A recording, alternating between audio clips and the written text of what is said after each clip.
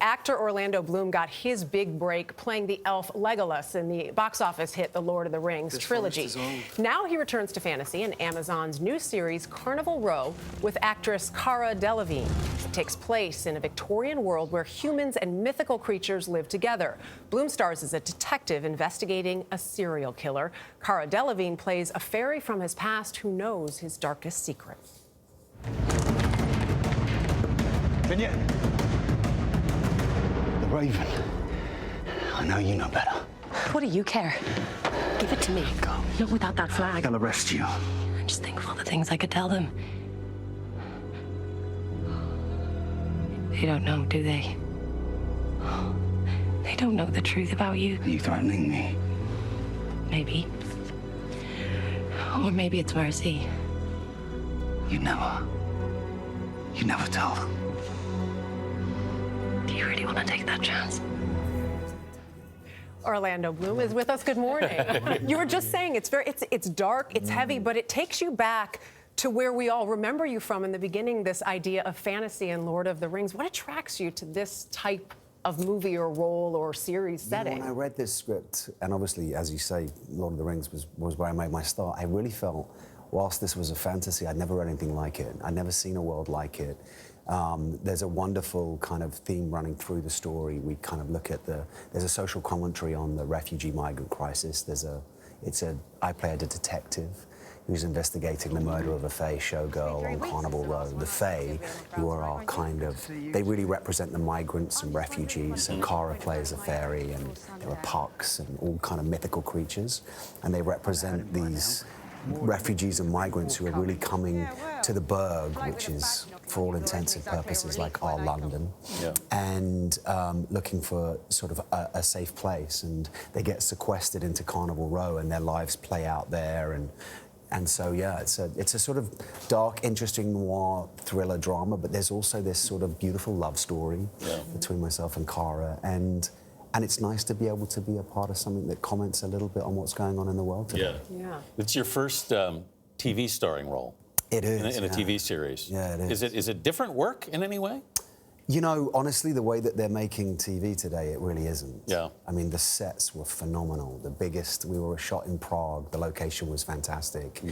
But they had a backlot, and it was just so detailed and vivid and real. And as an actor, that's what you want. You want a great stage so that you can give a performance. Yeah, you don't wait in front of a green screen. If you can help it. They really spared no expense, and so it doesn't. I think there's sort of been, it sort of felt a little bit like TV was like a little brother to movies at some point, and I think that's kind of with the way people stream and consume content these days. You know, we're on Amazon Prime now, as you know, and it's like you can stream 8 hours, and it felt like an 8-hour movie, really, like a big movie. Now, you said that this character that you play is very dark and he has secrets, and we see that in the first episode that there's something he's not willing to share just yet. How do you relate to this character when you think about someone who has these secrets, or how much do we all sort of relate to someone who doesn't want to share whatever it is that's bothering them and not allowing them to be vulnerable? Yeah, I mean, look, I think with Philo, he's an interesting man. He was institutionalized his whole life. So he was born in an orphanage and then raised into the army, and then he becomes a detective.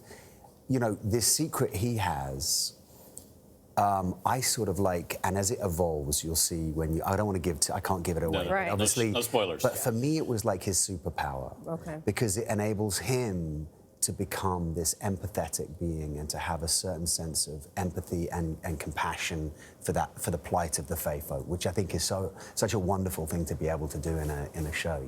Can I take you a little bit off the show, because we have to mention Katy Perry here. Yeah. Your fiance, the two of you have such an amazing relationship that a lot of people see play out a little bit. Respect for each other, support of each other. But recently you were on a show. She called in. She did. To sing. You didn't know it was her. He was judging impersonations. I didn't. Right. Someone was supposed to be impersonating your fiancé. And you didn't know it was her. Have you taken a little bit of heat for that? we should listen. Can we listen? Let's listen to this first. I kissed the girl and I liked it. The taste of her cherry chapstick. Yeah, How you feeling about that? That was great. Really well done. Not convinced, but I do live with that voice, so true. Hi, Katy Perry. Really got thrown under a bus on that one. I really did. She totally set you up. I will say that she is incredibly good at doing a faux English accent. You're not bad yourself. Thank you. By the way. But so I was really thrown, and I was like, but she's, you know, it's nice. Your showrunner suggested she might come on the show as in a cameo. Have you talked to her about that? No. Okay. Then you can throw her under the bus. But she would be fantastic. She could be amazing for Harry. But all right, Orlando Bloom, thanks so much for being with us. much. Carnival Row is streaming now on Amazon Prime Video.